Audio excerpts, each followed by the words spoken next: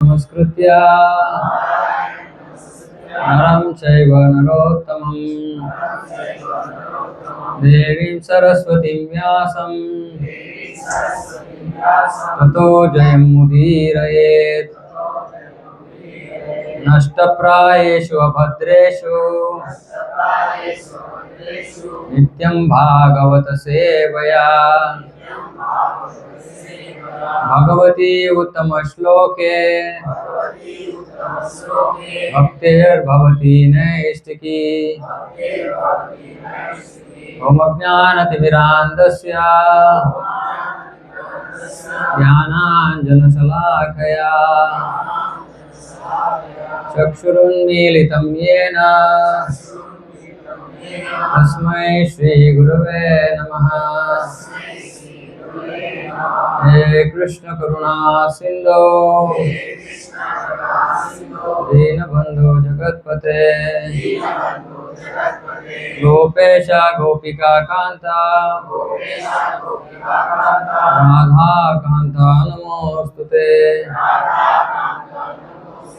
तप्त कांचन गौरांगी राधे वृंदावनेश्वरी वृषभानुसुते देवी प्रणमामि हरिप्रिये। वाञ्छाकल्पतरुभ्यश्च कृपा सिन्धुभ्य एव च पतितानां पावनेभ्यो वैष्णवेभ्यो नमो नमः। जय श्री कृष्ण चैतन्य प्रभु नित्यानंद श्री अद्वैत गदाधर शिवासादि गौर भक्त वृंद। हरे कृष्णा कृष्ण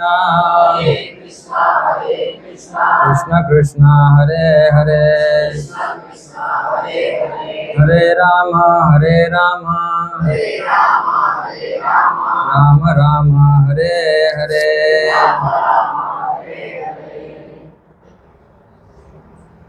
हरे कृष्ण। सबको इस विशेष सत्संग में सबका स्वागत है। आज क्या मना रहे हैं हम? हाँ, कितने भक्तों को पता है कि आज हम क्या मना रहे हैं?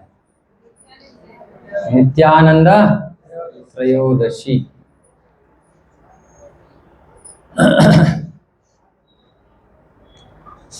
तो जैसे कृष्ण प्रकट होते हैं कौन से तिथि पर?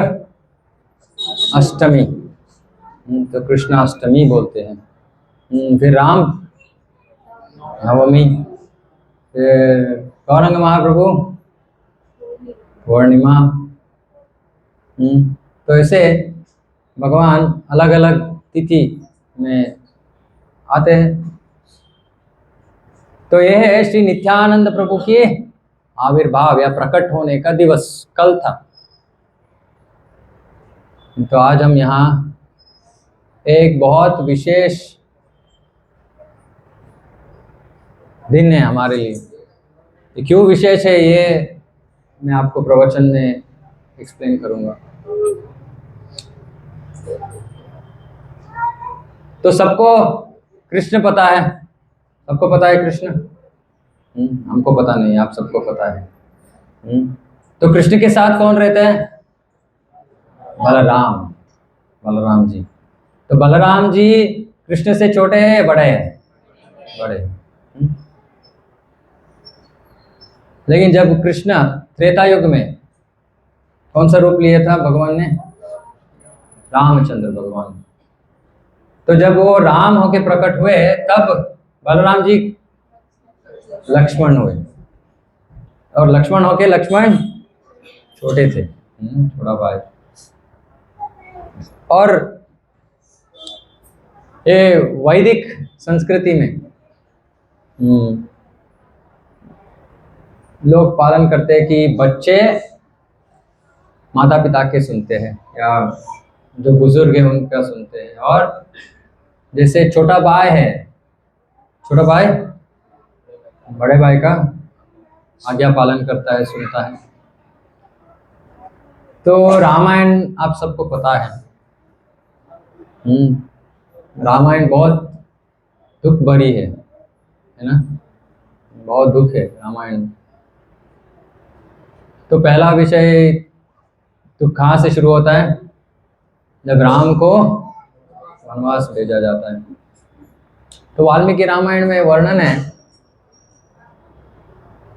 कि कल राम का क्या बोलते हैं, राज तिलक, और सब कुछ तैयारियां हो गई है। तो राम और सीता, राम वापस जाते हैं अपने महल में सोने के लिए, और सुबह उठ के तैयार होके आना है, तो घर गए हो। तो जब सोने का समय होता है तो दशरथ महाराज के एक मंत्री थे, सुमंत्र, तो वो आते हैं, वो आके राम को बुलाते हैं कि राम चलो, पिताजी बुला रहे हैं। तो राम को आश्चर्य होता है, ये क्या, अभी तो कुछ समय नहीं है चर्चा करने के लिए, कुछ बात करने के लिए, सब कुछ तो कार्यक्रम कल सुबह है। तो राम सोच रहे कि कुछ तो विशेष विषय है, नहीं तो पिताजी हमें बुलाते नहीं। तो राम जाते हैं, लेकिन कहाँ जाते हैं? दशरथ महाराज के महल में तो दशरथ नहीं है, दशरथ महाराज तो कैकेयी की महल में है। तो राम को कुछ सोच रहे कि ये क्या है, इस समय में मेरे पिताजी क्यों अपने महल में नहीं है, कुछ तो विषय है। तो राम कैकेयी की महल में पहुंचते हैं, लेकिन दशरथ महाराज अपने सर झुका के बैठे हैं, वो आंख उठा के भगवान राम को देख भी नहीं सक रहे, इतना उनका बुरा परिस्थिति है। और राम को बहुत चिंता होती है कि क्या हो गया, पिताजी की तबीयत तो ठीक है ना, क्यों वो कुछ बात नहीं कर रहे? क्योंकि सामान्यतः वो तो इतना आनंद से आते हैं और राम जी को आलिंगन करते हैं ये सब, लेकिन आज कुछ नहीं हो रहा है।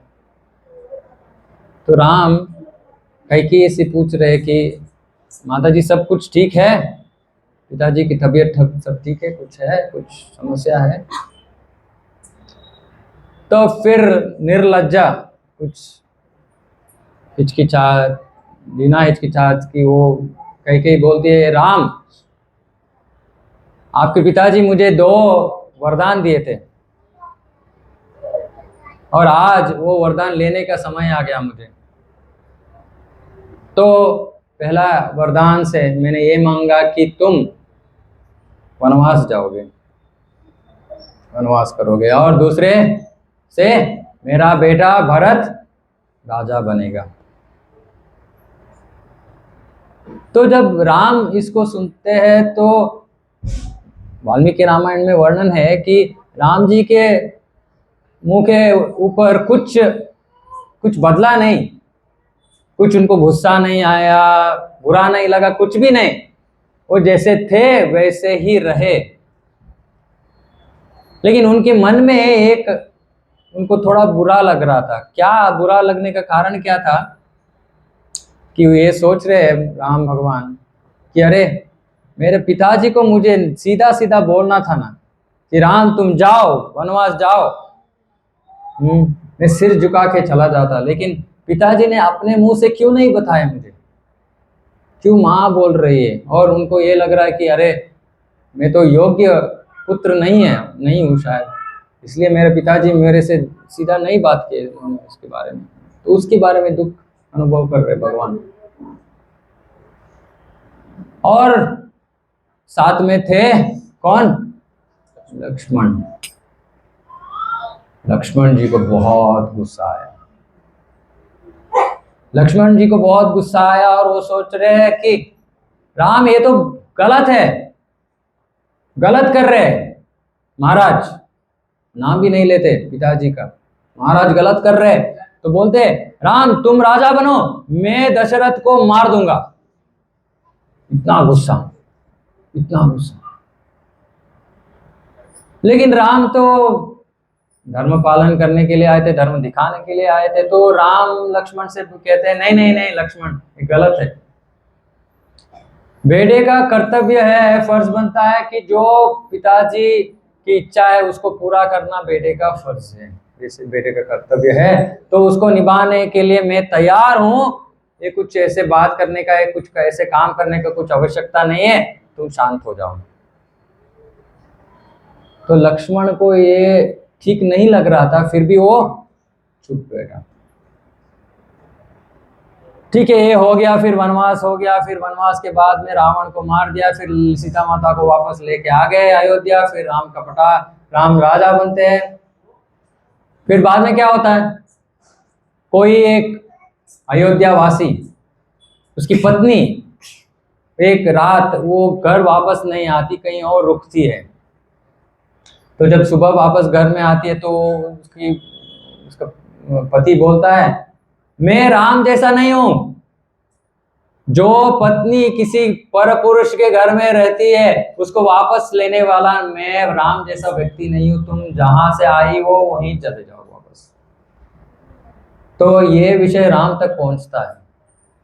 और जब राम जी इसको सुनते हैं तो राम को ऐसे लग रहा है कि अरे ये क्या हो गया, मैं तो धर्म संस्थापना करने के लिए आया हूं और मेरे अयोध्या वासी ये सब सोच रहे कि मैं अधर्म कर रहा हूं, ये तो सही नहीं है। तो मुझे इस विषय को ठीक करना पड़ेगा। सोच के वो क्या निर्धार लेते हैं कि सीता को वनवास भेजो, अरण्य में भेज दो, और मेरे साथ नहीं रह सकती। सोच लिया, लेकिन कार्य कौन करेगा? किसको बुलाया? लक्ष्मण को। लक्ष्मण को बुलाया और बोला लक्ष्मण जाओ सीता को वन में छोड़ के आ जाओ। और लक्ष्मण तो सोच रहा अरे बाबा ये क्या, पहले तो आपके ऊपर क्या अन्याय हो गया, फिर भी मुझे चुप बैठने के लिए बोले। अभी आप खुद सीता माता के ऊपर ऐसे अन्याय कर रहे हो और मैं कुछ नहीं कर सकता। मुझे तो आपकी आज्ञा की पालन करना है। ऐसे सोच के बहुत दुख से वो सीता माता को अरण्य में छोड़ के आते हैं और फिर सोचते हैं अभी मैं फिर छोटा भाई नहीं बनूंगा, मुझे बड़ा भाई बनना है और मुझे करना है, मैं जो कहूंगा वो कृष्ण को स्वीकार करना है, राम को स्वीकार करना है। ऐसे सोचते हैं। तो जब कृष्ण प्रकट होते हैं द्वापर युग में तो लक्ष्मण बड़े भाई बन के आते हैं। लेकिन ये क्यों ऐसे सोच रहे हैं? बलराम क्यों सोच रहे? क्योंकि उनको राम की दुख देखा नहीं जाया गया उनसे। वो तो भगवान की सेवा के लिए आए थे और राम जी इतना वहाँ वन में सीता माता ठोकर खा रहे, सोने के लिए जगह नहीं है, नीचे एक वृक्ष के नीचे सो रहे, पत्र और पुष्प का शैया है। तो ये सब देख के तो बहुत उनको दुख पहुंच गया। वो बोले नहीं, मैं ऐसे सेवा नहीं कर सकता। और वो भी कैसे सेवा किया लक्ष्मण जी ने, पूरा समय लक्ष्मण जी सोए नहीं वनवास में, जब राम वनवास में थे। तो उनके मन में इतना दुख कि ऐसे मैं सेवा नहीं कर सकता, मैं भी बड़ा हूं तो मैं जो कहूंगा वो अभी कृष्ण को सुनना पड़ेगा, इससे उसका सेवा मैं अच्छे तरह से कर सकता हूँ। तो ये बलराम को शास्त्र में कहते हैं आदि गुरु। बलराम है आदि गुरु। गुरु कुछ सिखाते हैं, तो बलराम जी क्या सिखा रहे? बलराम जी ये सिखा रहे कि भगवान की सेवा कैसे होता है, कैसे प्यार से भगवान की सेवा करते हैं, ये दिखाने के लिए बलराम जी आते हैं। तो इसलिए कृष्ण को कहते हैं सेव्य भगवान और बलराम जी को कहते हैं सेवक भगवान। दोनों भगवान हैं, लेकिन एक सेव्य है। सेव्य का मतलब है जो सेवा स्वीकार करते हैं वो, और दूसरा है जो सेवा करते हैं। तो बलराम जी, वो तो बलराम पूर्णिमा का दिन पे हम और इनके बारे में और ज़्यादा वर्णन करेंगे, लेकिन अभी के लिए आज का कथा के लिए तो बलराम कृष्ण का सेवा करने के लिए, कृष्ण कभी भी किसी रूप में प्रकट होते हैं तो उनके पीछे पीछे बलराम जी आ जाते हैं। तो द्वापर युग में हो गया, कृष्ण आए, बलराम आए, ठीक है, कुरुक्षेत्र का युद्ध हो गया। 125 साल, 125 साल रहे और फिर कृष्ण ऐसे वापस चले गए। और गोलोक वृंदावन में कृष्ण बैठे। तो जब कृष्ण यहाँ भूमि के ऊपर थे तो उन्होंने क्या दिया हमको? कुछ ज्ञान दिया ना, भगवत गीता दिया भगवान ने। भगवत गीता में कृष्ण क्या बोलते हैं? आखिर में सब बोल दिया। 18 अध्याय में धर्म का प्रचार करते हैं और 18वें अध्याय में बोलते हैं मैंने जो कुछ कह दिया भूल जाओ, सर्वधर्मान परित्यज्य मामेकं शरणं व्रज, सब छोड़ के मेरे शरण में आ जाओ। अभी लेकिन कृष्ण का एक समस्या है।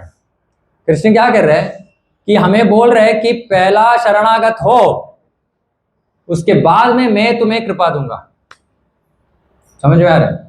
कृष्ण ने बोला कि आप मेरा शरण ग्रहण करो, उसके बाद में ये यथा माम प्रपद्यन्ते ताम तथैव भजाम्यहम्, इस तरह आप शरण ग्रहण किए हो उस प्रकार मैं आपको मेरा कृपा दूंगा। लेकिन फिर गोलोक वृंदावन में जाके भगवान ने चैतन्य चरितामृत में वर्णन है, भगवान सोच रहे अरे कलयुग आ गया। अभी कृष्ण कब प्रकट होते हैं? द्वापर युग में, वो भी ब्रह्मा जी के दिन में एक बार, एक ब्रह्मांड में ब्रह्मा जी के दिन में एक बार प्रकट होते हैं।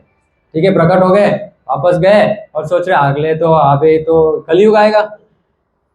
कलयुग के लोग का वर्णन है भागवत में, बोलते हैं मंदास मंदमतयो मंदभाग्या उपद्रुतः, बोलते हैं मंदा, मंद का मतलब है लेजी, आलसी। मंद सुमंद मतयो, मंद मत की मतलब है का मतलब है कि बुद्धि नहीं है। सुमंद मतयो का मतलब है बहुत ही बुद्धि नहीं है। किसके बारे में? हम सबके बारे में बोल रहे हैं। शास्त्र बता रहे कि हमारे पास बुद्धि नहीं है, मूर्ख है हम। और फिर बोल रहे हैं मंदा सुमंद बताओ, मंद भाग्य, इतना अच्छा भाग्य भी नहीं है। और उससे ऊपर उपद्रत का मतलब है सब हर समय टेंशन, ये क्या होगा वो क्या होगा। तो कृष्ण गोलोक वृंदावन में बैठ के सोच रहे हैं ये लोग क्या मेरा भगवत गीता स्वीकार करेंगे, ये कहाँ से आके मुझे शरणागत होंगे, इनको तो कुछ और मार्ग देना पड़ेगा। तो भगवान हमारे कारण चिंतित हो गए कि क्या करूं, क्या दूं इनको, आसान मार्ग चाहिए क्या? अजी प्रभु आसान मार्ग चाहिए, ऐसे शरणागत हो ये वो, लोग बोलते हैं नहीं मेरे पास समय नहीं है शरणागत होने के लिए। तो कृष्ण सोच रहे इनको तो विशेष कृपा देना पड़ेगा। तो द्वापर युग में कृष्ण आके चले गए, फिर इतना उनको टेंशन हो गया हमारे बारे में, तो फिर वो कलयुग की प्रारंभ में आ गए। अभी 500 साल पहले कृष्ण प्रकट हो गए। किस रूप में? चैतन्य महाप्रभु के रूप में। चैतन्य महाप्रभु है वो जो येलो धोती पहने हैं, वो चैतन्य महाप्रभु है। तो चैतन्य महाप्रभु आए और हमें क्या देने आए? हमें युग धर्म देने के लिए आए। युग धर्म का मतलब क्या है? जिस धर्म का पालन करने से हम भगवान को पा सकते हैं, वो धर्म देने के लिए कौन आए? स्वयं कृष्ण भौतिक संसार में आए, और वो भी इस कलयुग में। हम सब इतना भाग्यशाली है, इतना भाग्यवान है कि जिस कलयुग में हमने जन्म लिया, उसी कलयुग में चैतन्य महाप्रभु आके गए, कृपा दे के गए। क्या कृपा दिया? ये है युग धर्म का कृपा। तो शास्त्र में बताते हैं कृते ध्यायतो विष्णु। तो युग धर्म क्या होता है? कृति युग में, सत्य युग में युग धर्म क्या है? ध्यान करना। आजकल करते हैं ना लोग योगा क्लास में, क्या करते हैं? ध्यान। ठीक है बाबा, कितना ध्यान करने से भगवान मिलेंगे? वाल्मीकि मुनि ने कितना ध्यान किया? 60,000 साल। ठीक है, उनका आयु था 1 लाख वर्ष। तो 1 लाख वर्ष में 60,000, तो कितना हो गया? 60% उनका जीवन का समय उन्होंने क्या किया? पैसा नहीं कमाया, ध्यान किया। 60% है समय। किसी के पास हाथ ऊपर उठाइए, कितना समय हम जिएंगे? मोटा मोटा 80 साल नहीं, 70 ठीक है 70 रखे, नहीं अरे चंदन प्रभु 70 रखेंगे ना, भक्ति करनी है। हाँ 70 साल में 60% कितना होता है प्रभु? 40 इयर्स, जीवन का 40 साल कुछ और नहीं करना है, सिर्फ युग धर्म पालन करेंगे तो भगवान मिलेंगे। 6 समय किसी के पास नहीं है, तो भगवान ने सोचा ये भी नहीं करेंगे ये कलयुग के लोग। ठीक है, त्रेता युग का मार्ग क्या है? यज्ञ करना, स्वाहा स्वाहा स्वाहा। ठीक है, तो मैं शंकर प्रभु से पूछ रहा था, प्रभु जी आपने दिया को कैसे जलाए? मैच बॉक्स से जलाए प्रभु, है ना। तो जब यज्ञ करना होता है तो कैसे जलाते हैं अग्नि? मंत्र से, मंत्र से अग्नि आता है। तो ये है ब्राह्मण का योग्यता। कोई मिलेगा प्रभु? हाँ कलयुग में कोई मिलेगा ऐसा ब्राह्मण? तो कलयुग में हम यज्ञ भी कर नहीं सकते, उससे भी हम परिपूर्णता पा नहीं सकते। फिर द्वापर युग में परिचर्यायाम, तीर्थ यात्रा, तीर्थ यात्रा। अभी हम तीर्थ यात्रा पे जाएंगे, क्या करते हैं? हाँ सेल्फी लेते हैं। पहले भगवान कहाँ है ढूंढते, इतना उत्सुकता से जा रहे हैं, भगवान तो सोच रहे अरे मेरा बड़ा भक्त आ गया, स्वामी 1 मिनट रुको मैं सेल्फी लेने के लिए आया हूँ। भगवान को भी रुकने के लिए बोलते हैं हम, सेल्फी का जमाना है। और फिर कहाँ डालते हैं? इंस्टा, अरे फेसबुक तो क्या अभी, क्योंकि इंस्टा का टाइम है, इंस्टा।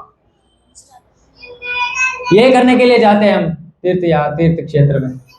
लेकिन तीर्थ क्षेत्र में जाके क्या करना है हमें? वहां जो साधु है उनसे श्रवण करनी कि ये तीर्थ क्षेत्र का महत्व क्या है, यहाँ भगवान का कौन सा रूप आया है, क्यों आया है, इत्यादि इत्यादि इत्यादि। कभी हम कहीं जाते हैं तो पहले तो सोच रहे ये ढोंगी है या असली साधु है, ये तो पहला विषय मन में आता है, क्योंकि पैसे लेने के लिए तो बहुत लोग रहते हैं, तो ये भी नहीं हो सकता। तो इसलिए भगवान सोच रहे कलौ तद हरि कीर्तना। अभी भगवान को पाना है तो कितने भक्तों को यहाँ भगवान को पाना है? ऐसे यहाँ कहीं दुकान में नहीं मिल रहा है भगवान, हाँ कुछ श्रम करना पड़ेगा, है ना। तो जिनको चाहिए तो भगवान खुद चैतन्य महाप्रभु के रूप में आए और हरि नाम दे के गए।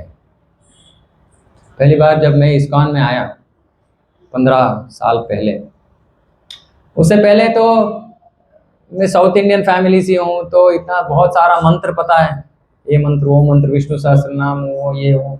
तो मैं इस्कॉन में गया ऐसे सुबह का आरती के समय पे गया, 10:30 बजे 11 बजे से तो गया। और क्या करते हैं हम आरती के समय पे? सब नाचते हैं और फिर क्या गा रहे हैं? हरे कृष्णा कृष्णा कृष्णा हरे हरे, हरे राम राम राम हरे।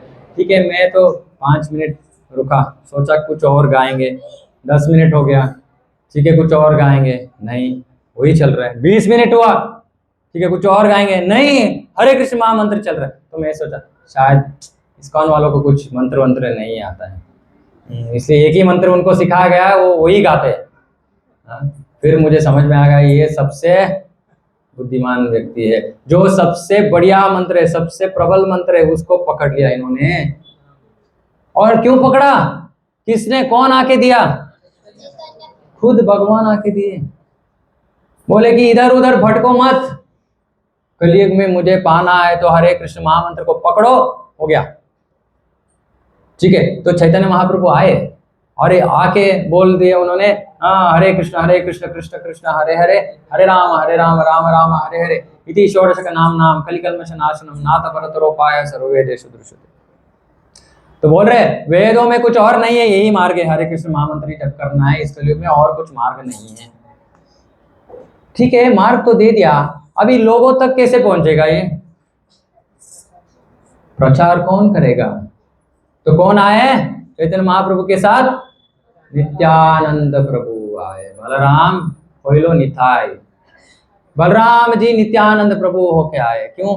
उनका तो काम ही भगवान की सेवा करना ना। अभी भगवान को एक सेवा चाहिए था, क्या सेवा? ये मार्ग सबको दे के, सबको जाके दो, बांटो इसको, और चैतन्य महाप्रभु का एक विशेषता है, जैसे मैंने बताया कृष्ण पहले बोल रहे कि शरणागत हो फिर कृपा मिलेगी। चैतन्य महाप्रभु ने क्या किया, उसको उल्टा कर दिया। चैतन्य महाप्रभु ने बोला नहीं नहीं, इनसे ये तो मैं अपेक्षा नहीं रख सकता। तो उन्होंने क्या किया, बोल रहे कि मैं आपको फ्री में कृपा बांटने के लिए आ गया, फिर आप शरणागत हो जाइए बाद में। तो उल्टा कर दिया। तो चैतन्य महाप्रभु आए ये कृपा सबको फ्री में बांटने के लिए, और बांटने का काम किसको दिया, नित्यानंद प्रभु को। अभी सोचे नित्यानंद का मतलब क्या है, नित्य आनंद का मतलब है हर समय सदा आनंद में रहना। तो सदा आनंद में रहने के लिए जो प्रक्रिया चाहिए वो वितरण करने के लिए कौन आए, नित्यानंद प्रभु आए। अगर हम नित्यानंद के दिए हुए जो मार्ग है उसको अपनाएंगे तो हम जीवन में क्या पाएंगे, नित्य आनंद, नित्यानंद। और ये नित्यानंद है, जब हम नित्यानंद स्तर पर आ जाएंगे फिर हम भगवान के पास जाने के लिए तैयार है, गोलोक जाने के लिए तैयार है। और वो मार्ग देने के लिए भगवान आए, खुद आए, और साथ में नित्यानंद प्रभु को लेके आए बांटने के लिए। तो दो लोग थे चैतन्य महाप्रभु के साथ, एक थे नित्यानंद प्रभु, दूसरे हरिदास ठाकुर। हरिदास ठाकुर कौन थे, हरिदास ठाकुर थे ब्रह्मा जी। तो ब्रह्मा जी तो इतना काम रहता है ना ब्रह्मा जी के ऑफिस में, तो ब्रह्मा जी भगवान से बोलते अरे बाबा कुछ भी समय ही नहीं मिल रहा है, मुझे हॉलीडे चाहिए। नहीं, क्या करने के लिए, इटली जाओगे, फ्रांस जाओगे, नहीं नहीं मैं भारत जाऊंगा। क्यों भारत, अरे बाबा भारत पुण्य भूमि है, वहां जाके मैं भगवान का नाम जपूंगा, आपका नाम जपूंगा। कौन सा नाम, हरे कृष्णा कृष्णा कृष्णा हरे हरे, हरे राम राम राम हरे। मुझे ये जप करना है, मुझे और काम मत दीजिए उस समय, मुझे थोड़ा हॉलीडे चाहिए। इसको इंग्लिश में सबैटिकल बोलते हैं। सबैटिकल का मतलब है काम कर रहे हैं, थोड़ा समय काम से बाहर जाते हैं, लेकिन आपका काम है, वापस आएंगे तो काम मिल जाएगा, काम से निकाले नहीं गए। तो ब्रह्मा जी आते हैं हरिदास ठाकुर होके, और वो मुसलमान कुटुंब में जन्म लेते हैं, क्योंकि भगवान की इच्छा था कि दिखाने के लिए सबको, आ सकते हैं please come in, you can sit, जगह है, सबको दिखाने के लिए कि ये नाम जपने के लिए कोई कुटुंब, कोई ब्राह्मण, कोई नहीं है, कोई भी मनुष्य इसको अपना सकता है और इसको स्वीकार करके वो परिपूर्णता हासिल कर सकता है। तो चैतन्य महाप्रभु कृष्ण के साथ दो विशेष व्यक्ति थे, एक थे नित्यानंद प्रभु जो बलराम थे, और दूसरे हरिदास ठाकुर जो ब्रह्मा जी थे।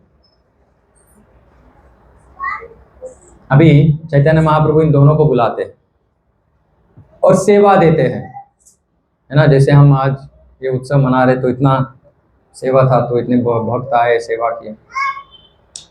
तो चैतन्य महाप्रभु बुलाते हैं नित्यानंद प्रभु और हरिदास ठाकुर को, बोलते हैं तुम्हारा सेवा है, जो आज्ञा प्रभु, क्या करना है हमें, हर घर में जाओ, घर घर में जाओ और दरवाजा खटखटाओ, और जो अंदर है वो आके दरवाजा खोलेंगे और बोलेंगे हाँ बोलिए क्या चाहिए आपको। तो फिर आप बोलिए, कृपा करके हाथ जोड़ के बोलिए, हाँ स्वामी आपकी भलाई के लिए मैं एक मार्ग लेके आया हूँ, कृपा करके इसको अपनाइए। क्या करना है, हाँ कृष्ण का नाम लीजिए, कृष्ण का पूजा कीजिए और कृष्ण के बारे में श्रवण कीजिए, इससे आपका जीवन उद्धार हो जाएगा। कैसे करना है, घर घर जाके, घर घर जाके। ठीक है, तो नित्यानंद प्रभु और हरिदास ठाकुर निकलते हैं, सबके घर में जा रहे हैं और ये कृपा बांटने की प्रयास कर रहे हैं। और जब दिन हो गया, सेवा हो गई, तो क्या करना है, वापस जाके चैतन्य महाप्रभु को क्या देना है, रिपोर्ट। इसको कहते हैं प्रीचिंग रिपोर्ट। हम भेजते हैं 3 महीने में एक बार, हमने क्या किया, कुछ टाइम पास किया या कुछ सच में कुछ किया। तो रोज भेज रहे थे। क्या, चैतन्य महाप्रभु के सामने खड़े होते हैं दोनों और चैतन्य महाप्रभु पूछते क्या किया आज। महाप्रभु आज हम इतने घरों में गए और इतने लोगों से कहा कि कृष्ण बोलो कृष्णा, कहो कृष्णा, करो कृष्णा शिक्षा। ठीक है, और इतने लोगों ने स्वीकार किया, इतने लोगों ने दरवाजा बंद किया हमारे ऊपर, है ना। हम जब पुस्तक वितरण करने के लिए जाते हैं तो क्या करते हैं लोग? क्या और कुछ काम नहीं है क्या? अरुण प्रभु, कुछ काम नहीं है आपको? जाओ काम करो। वैसे पैसे लेने के आगे और क्या ये लाख दे रहे हमें, 300 रुपए के लिए इतना लोग बात करते हैं। वो तो फ्री था, फ्री के लिए भी दरवाजा बंद। लेकिन नित्यानंद प्रभु और हरिदास ठाकुर, वो तो प्रभु महाप्रभु की आज्ञा था, तो छोड़ने का कुछ प्रश्न नहीं है, सेवा है करनी है बस। तो रोज ऐसे चल रहा था। तो एक दिन एक मार्केट जगह में जाते हैं तो लोग देखते बहुत सारे लोग इकट्ठे हो गए वहां। तो सोच रहे ये क्या हो गया, कुछ विशेष कुछ हो रहा है क्या? तो बीच में दो लोग हैं, ये जो नीचे अभी हम महाप्रभु के पांव पे पड़े हैं, वो लोग, जो दो लोग थे, उनका नाम था जगाए और माधाय। ये जगाए और माधाय क्या है वो, उनको कैसे डिस्क्राइब करे प्रभु? ब्राह्मण के कुटुंब से आए थे, लेकिन दारू ये सब बुरा जो भी गुण है सब कुछ उनमें थे। और नित्यानंद प्रभु और हरिदास ठाकुर को तो पता नहीं था। तो किसी जो वहां खड़े थे उनसे पूछ रहे थे कि कौन है, क्यों ऐसे यहाँ तमाशा कर रहे हैं? तो बोलते आपको पता नहीं, आपको कोई संत दिख रहा है? ये तो पागल है दोनों, इनके पास मत जाइए, ये किसी को भी पकड़ के मारते ही कुछ भी कर सकते हैं, आप उनके नजदीक मत जाइए। तो नित्यानंद प्रभु सोच रहे हैं चैतन्य महाप्रभु क्यों आए? ऐसे पतित लोगों का उद्धार करने के लिए, तो उन जैसे लोगों को हरिनाम देने के लिए आए। तो नित्यानंद प्रभु सोच रहे अरे अगर मैं इनको हरिनाम दे सकता हूं तो क्या होगा, मेरे स्वामी का नाम हर जगह प्रसिद्ध होगा, और लोग आके ये मार्ग को अपनाएंगे। वो सोच रहे नित्यानंद प्रभु हम जाएंगे, हम जाके इनको भी देंगे हरिनाम, और ये तो पूरा पी चुके हैं, उनको कुछ होश हवा नहीं है। तो नित्यानंद प्रभु जाते हैं जगाए और माधाय के पास और बोलते हैं हाथ जोड़ के, ओ स्वामी प्लीज ये स्वीकार करो, कृष्ण का नाम लो, कृष्ण का पूजा करो, कृष्ण के बारे में श्रवण करो। जगाए तो थोड़ा सत्वगुण में था, थोड़ा दोनों में, ये तो बहुत दुष्ट था माधाय। तो उसने क्या किया, तो पहले तो लोग कैसे पीते थे दारू, बॉटल में नहीं पीते थे, है ना, मटके में पी गया, और अभी खाली था मटका। तो उसने क्या किया, लिया और नित्यानंद प्रभु के सिर पे मारा। तो यहाँ लगा नित्यानंद प्रभु को, और क्या हो गया, चोट और खून बह रहा है। अभी नित्यानंद प्रभु के मन में क्या चल रहा है? अगर हमारे साथ ऐसा होता तो क्या हम क्या सोचते? मुझे मारा, मैं कौन हूं जानते हो? कोई भी नहीं है, फिर भी मैं कौन हूं जानते हो? नित्यानंद प्रभु के मन में क्या सोच आया? नित्यानंद प्रभु सोच रहे अगर उनको पता था कि चैतन्य महाप्रभु तो अभी आ जाएंगे यहाँ, उनको तो पता है क्या चल रहा है, क्यों तो सर्वव्यापी है, उनको सब पता है। अभी वो अगर आके गुस्सा हो जाएंगे वो, तो इनका तो गया काम। तो वो डर है अभी नित्यानंद प्रभु के। वो जैसे इसके बारे में सोच रहे थे तो चैतन्य महाप्रभु वहां प्रकट हो जाते हैं और बोल रहे कौन है, मेरे निताई को किसने मारा? मेरे निताई को इतना प्रिय है नित्यानंद प्रभु, चैतन्य महाप्रभु बोल रहे मेरे निताई को किसने मारा?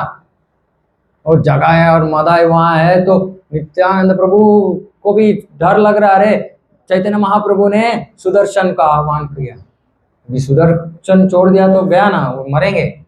तो क्या करते हैं नित्यानंद प्रभु, हम होते तो क्या करते हैं, हाँ इन्होंने किया तो मारो। नित्यानंद प्रभु ने क्या किया, जाके चैतन्य महाप्रभु के पाँव पकड़ लिए उन्होंने, बोले अरे महाप्रभु कृपा करके इनको कुछ मत कीजिए, क्योंकि आप आए इन जैसे पतितों का उद्धार करने के लिए। अगर आप इनको मार देंगे तो कलयुग में हर एक व्यक्ति को मारना पड़ेगा आपको, किसको कृपा देंगे आप? हर एक छोटा बड़ा जगाए माधाय है। और पांव पकड़ के वो बोलते कि आप इन्हें कृपा करके माफ कर दीजिए। सिर्फ माफ करना नहीं है, उनको कृपा भी दीजिए, उनको कृष्ण भक्ति दीजिए। तो चैतन्य महाप्रभु जगह और माधाई को देख के बोलते, देखो तुम्हारा महा सौभाग्य है कि नित्यानंद प्रभु यहाँ खड़े होके आपकी तरफ, आपके ओर बात कर रहे हैं, आपको कृपा देने के लिए बोल रहे हैं। ठीक है, कृपा दे दूंगा, कृपा देने के लिए आया हूं मैं, लेकिन एक शर्त है। क्या शर्त है? कि पाप का जीवन छोड़ना है। मेरा शरण ग्रहण करो और पापी जीवन को समाप्त करो, फिर मेरा कृपा तुम्हारे ऊपर रहेगा। ये हम सबको ये मिल सकता है, ये कृपा। कब? जब हम हरे कृष्ण महामंत्र को स्वीकार करेंगे तब। इसलिए जब हम हरे कृष्ण महामंत्र जप करते हैं, उससे पहले हम क्या करते हैं? कौन सा मंत्र करते बोलते हैं? पंचतत्व मंत्र। क्या है पंचतत्व मंत्र? सब साथ में बोलिए। जय श्री कृष्ण चैतन्य प्रभु नित्यानंद श्री अद्वैत गदाधर शिवासादि गौर भक्तवृंद। तो बोल रहे जय श्री कृष्ण चैतन्य प्रभु नित्यानंद।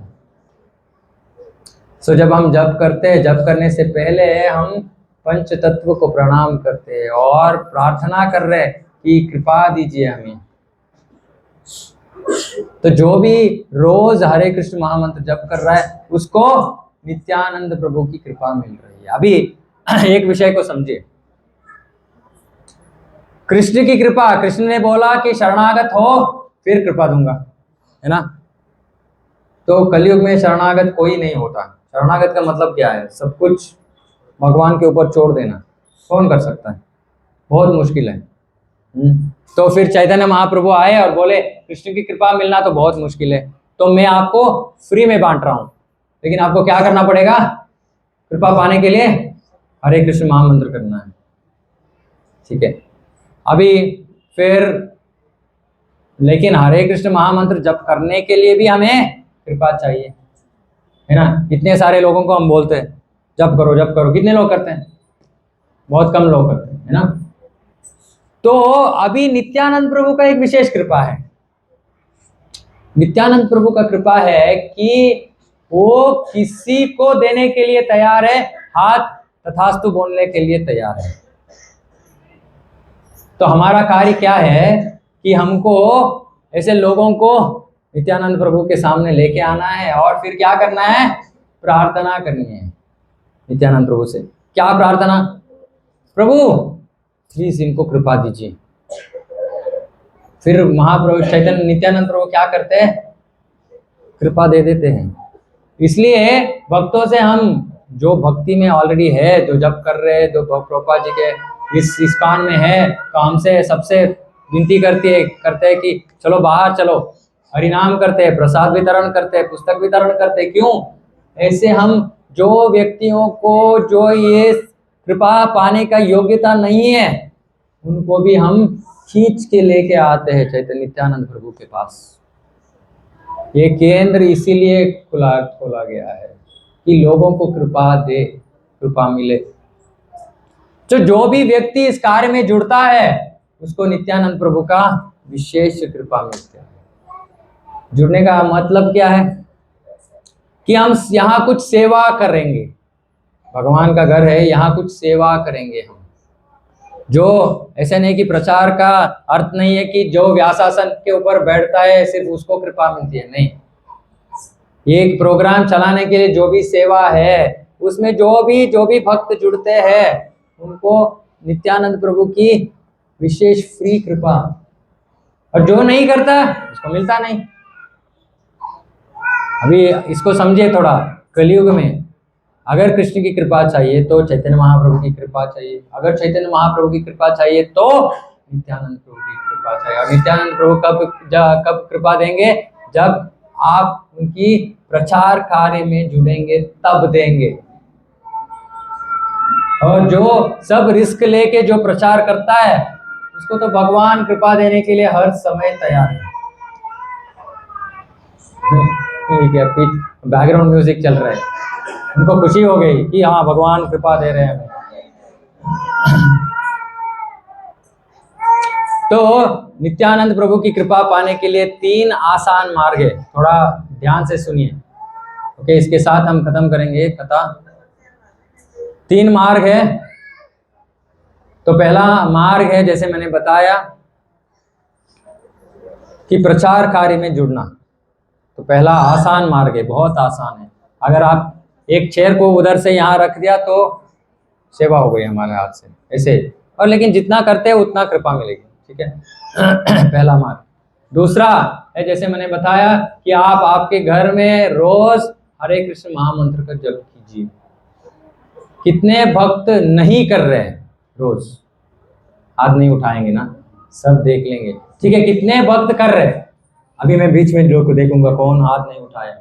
मुझे देख के क्या फायदा? वो देख रहे हैं ना, वो देख रहे हैं, मैं कौन हूं देखने के लिए? हाँ? तो उसका मतलब है आपको कृपा नहीं चाहिए। तो आज के बाद में आप डिसाइड कर सकते हैं, आपको कृपा चाहिए तो हरे कृष्ण महामंत्र का जप शुरू कीजिए। और मार्ग नहीं है। सोचिए इसके बारे में, मैं इतना लंबा कथा क्यों? खुद कृष्ण आके ये हरे कृष्ण महामंत्र देके गए, खुद। ऐसे नहीं कि किसी के हाथ में भेज दिया, जाओ कलयुग में जाके लोगों को दो, नो, खुद आ गए। तो इतना महत्वपूर्ण है, इतना इंपॉर्टेंट है हमारे लिए। तो जो अपनाते, तो इसलिए भागवत में बोलते हैं, कौन अपनाता है इसको? सुमेधसः। सुमेधसः का मतलब है जो सुपर इंटेलिजेंट है वो अपनाएगा। तो ये दूसरा मार्ग है नित्यानंद प्रभु की कृपा पाने के लिए। तीसरा, नित्यानंद प्रभु की भौतिक संसार में नित्यानंद प्रभु की प्रतिनिधि है अधिकृत आध्यात्मिक गुरु। जो आध्यात्मिक गुरु जो परंपरा में आए हैं, वो गुरु नित्यानंद प्रभु के प्रतिनिधि है या बलराम जी की प्रतिनिधि है। प्रतिनिधि का मतलब क्या है? कि अगर हमें नित्यानंद प्रभु को प्रसन्न करना है तो किनको प्रसन्न करना है? गुरु को। और हमारे आचार्य बोलते, यस्य प्रसादात् भगवत प्रसादो यस्या प्रसादान् न गति कुतोपि। अगर गुरु प्रसन्न हो गए तो कृष्ण प्रसन्न हो गए, नित्यानंद प्रभु प्रसन्न हो गए, चैतन्य महाप्रभु प्रसन्न हो गए, कृष्ण प्रसन्न हो गए। अगर गुरु को हम प्रसन्न नहीं कर सकेंगे तो न गति, और कुछ गति नहीं है, और कुछ मार्ग नहीं है। तो ये 3 इतना आसान मार्ग है। हमें कहीं हिमालय में जाने का आवश्यकता नहीं है, ठंडे ठंडे पानी में नहीं, कुछ भी नहीं चाहिए, घर में आराम से रहो, ये 3 मार्ग अपनाओ। इसलिए हम क्या बोलते हैं, भक्ति करनी है तो क्या है भक्ति में? ABCD।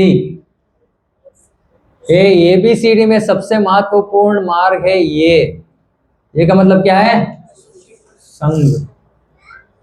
अगर हम जो शुद्ध भक्त है, जो अपने जीवन भगवान की प्रसन्नता के लिए, प्रभुपाद जी की प्रसन्नता के लिए, गुरु की प्रसन्नता के लिए अपना जीवन को समर्पित किए हैं, उन जैसे भक्तों का संग करना है हमें।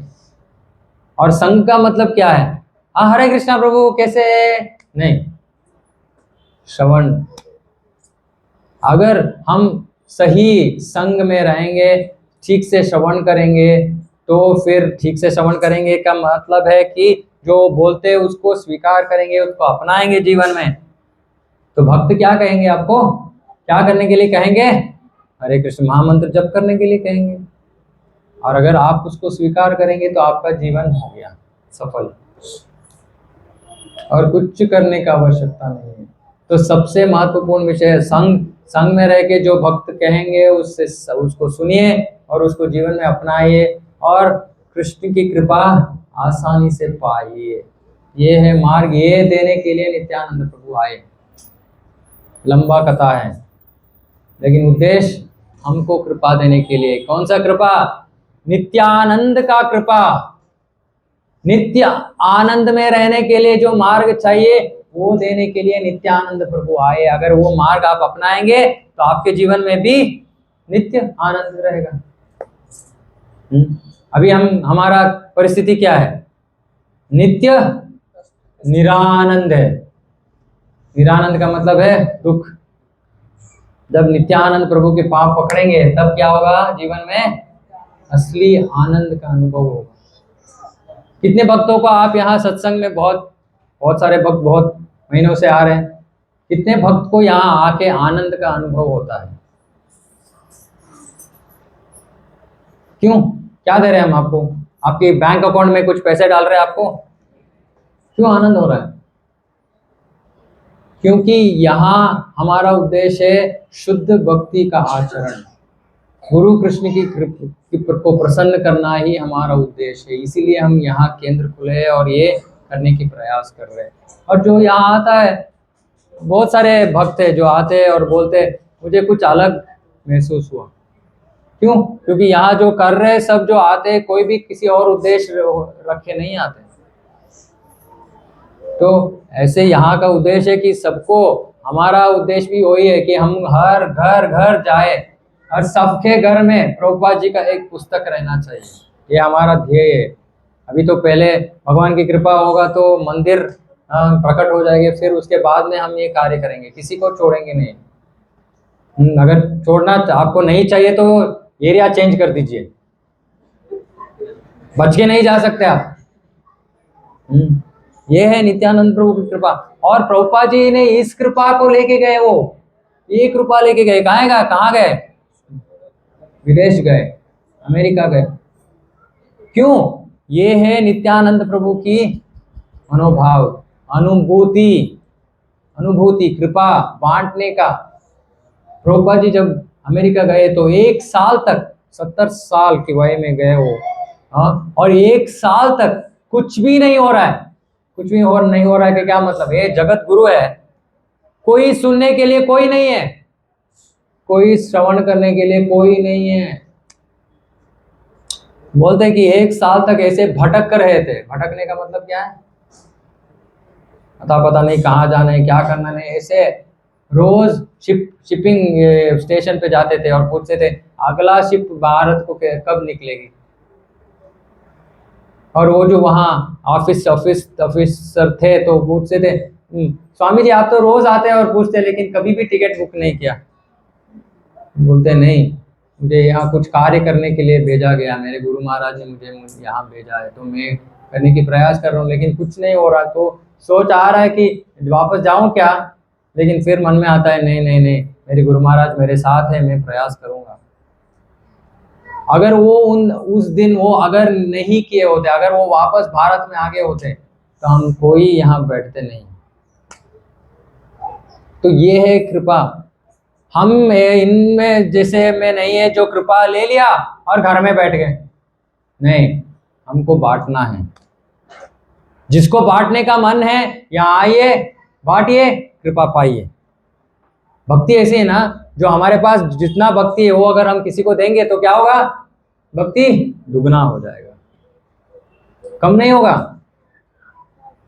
कितने भक्त है यहाँ जो उत्सुक है, जो प्रयास कर रहे हैं कि सबको बांटना है, ये कृपा सबको जाना है। कितने भक्त प्रयास कर रहे हैं सच्चे दिल से। सच्चे दिल से नहीं तो हाथ मत उठाए, मैं नहीं देख रहा हूँ, भगवान देख रहे हैं। अगर जो नहीं प्रयास कर रहे, कृपा करके प्रयास कीजिए, जैसे मैंने बताया। और ये क्या है? कुछ नहीं, आपकी घर में जो है आपकी माता पिता है, भाई बहन है, उनको बताइए कि आज मैंने नित्यानंद त्रयोदशी के दिन के अवसर पर मैंने ये विषय सुना, तो मैं इसको अपना रहा हूँ, आप भी अपनाओ। इतना ही है। इतना करने से उनका उद्धार हो जाएगा, आपका उद्धार हो जाएगा, पूरा लोक कल्याण हो जाएगा। ठीक है, तो इसके साथ हम ये कथा यहीं समाप्त करेंगे। किसी का कुछ प्रश्न है तो पूछ सकते हैं। कुछ प्रश्न नहीं है? प्रसाद के लिए सब तैयार? क्लास कोई सुन नहीं रहा है, यहाँ प्रसाद दिख रहा है। नहीं, आप ऐसे नहीं है, अच्छे श्रवण करते हैं आप। ठीक है, जगत गुरु श्री श्री नित्यानंद प्रभु की जय, जगत गुरु श्रील प्रभुपाद की जय, समवेत गौर भक्त वृंद की जय, निताय गौर प्रेमानंदे। हरे कृष्ण। प्रसाद वितरण होगा।